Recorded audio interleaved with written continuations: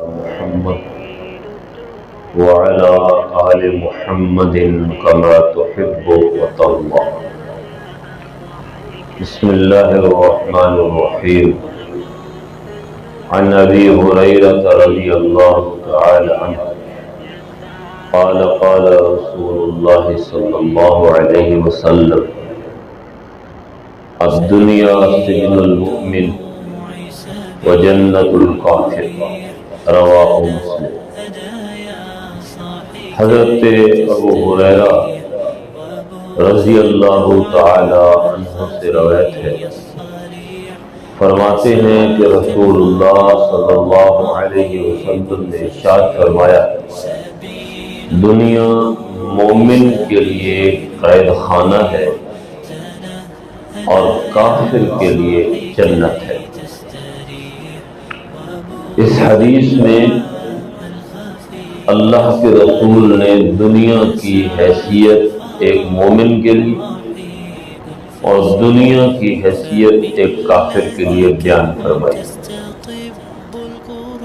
آدمی جب قید میں ہوتا ہے تو اس کی پوری کوشش خواہش یہ ہوتی ہے کہ میں اس قید سے نکلوں اور آزاد ہوں. قید بڑی بری چیز ہے اور کوئی بھی ذی شعور انسان، عقل رکھنے والا انسان، وہ کبھی بھی قید کی زندگی نہیں گزارتا. وہ آزادی چاہتا ہے. بندہ مومن اس دنیا کے اندر قید سمجھتا ہے اپنے آپ کو قیدی، اور اس کی پوری کوشش ہوتی ہے کہ میں اس دنیا سے آزاد ہوں. اس کے اس دنیا میں دل ہی نہیں لگتا، اس کے اس دنیا کے ساتھ کوئی تعلق نہیں ہوتا، کوئی لگاؤ نہیں ہوتا. تعلق اور لگاؤ کا مطلب یہ نہیں ہے کہ وہ ایک کونے میں بیٹھ کے اللہ اللہ کرتا ہے. تعلق اور لگاؤ کا مطلب یہ ہے کہ وہ دنیا کو دل میں آنے ہی نہیں دیتا. مجبوری ہے، وہ روٹی کھا لیتا ہے، وہ نیند کر لیتا ہے، وہ پیٹ پالنے کے لیے اور بچوں کی پرورش کے لیے مزدوری کرتا ہے، لیکن دل اس کا پھر بھی اس دنیا میں مطمئن نہیں. وہ اس لمحے کا انتظار کرتا ہے کہ وہ لمحہ آئے اور وہ اس دنیا کو چھوڑ کر اس دنیا میں چلا جائے جس دنیا میں موت نہیں زندگی ہے، جس دنیا کے اندر چین ہے، جس دنیا کے اندر بیماری نہیں صحت ہے، جس دنیا کے اندر دکھ نہیں سکھ ہے. وہ ایسی دنیا چاہتا ہے. وہ دنیا کی حقیقت جانتا ہے کہ یہ بھی کوئی زندگی ہے کہ ختم ہو جائے. یہ بھی کوئی زندگی ہے، پتہ ہی نہیں چلتا کسی وقت ایکسیڈنٹ ہو گیا تو زندگی معذوری میں چلی جائے گی. وہ اپنے آپ کو قید سمجھتا ہے.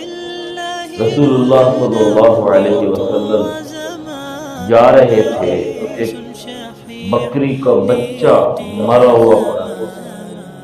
آپ نے صحابہ کرام سے کہا کوئی ہے جو اس مرے ہوئے بچے کو کم قیمت کے اندر خرید لے؟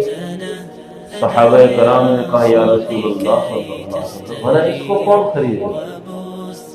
آپ نے فرمایا جس طرح اس بکری کے مرے ہوئے بچے کی تمہارے نزدیک کوئی حیثیت نہیں، اللہ کے نزدیک اس دنیا کی حیثیت بھی کچھ نہیں. کسی بکری کے بچے کی طرح یہ دنیا بھی اللہ کے نزدیک ہے، اس کو کوئی مقام اور مرتبہ نہیں.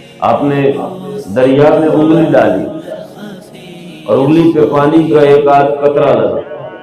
آپ نے فرمایا دیکھو یہ قطرہ یہ دنیا کی زندگی ہے اور یہ سارا دریا کا پانی یہ آخرت کی زندگی ہے.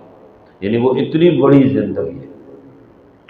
اور قرآن کریم بار بار دنیا کے بارے میں بھی کہتا ہے وَمَا الْحَيَاةُ الدُّنْيَا إِلَّا مَتَاعُ الْغُرُورِ.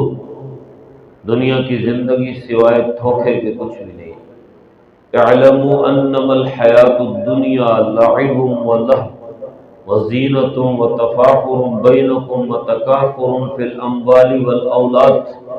جان لو یہ دنیا کی زندگی دھوکہ ہے، یہ کھیل تماشا ہے، اس کے سوا کچھ بھی نہیں۔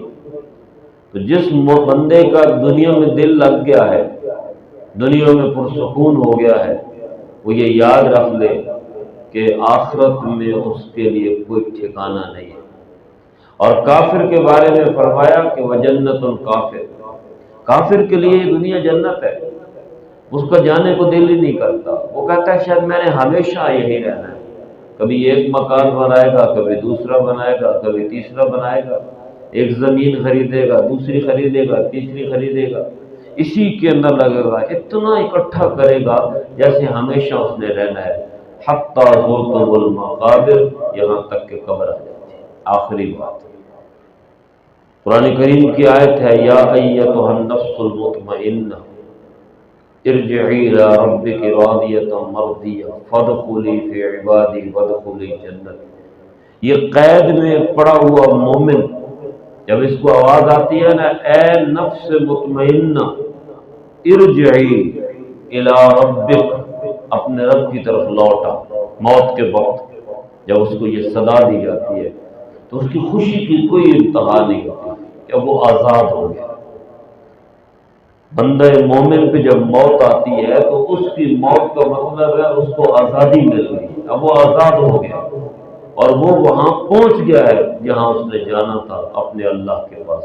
اللہ اس کا انتظار کر رہا ہے، جیسے کلاس لگی ہو تو گھنٹی بجے کہ چھٹی، تو خوشی کی کوئی انتہا نہیں ہوتی۔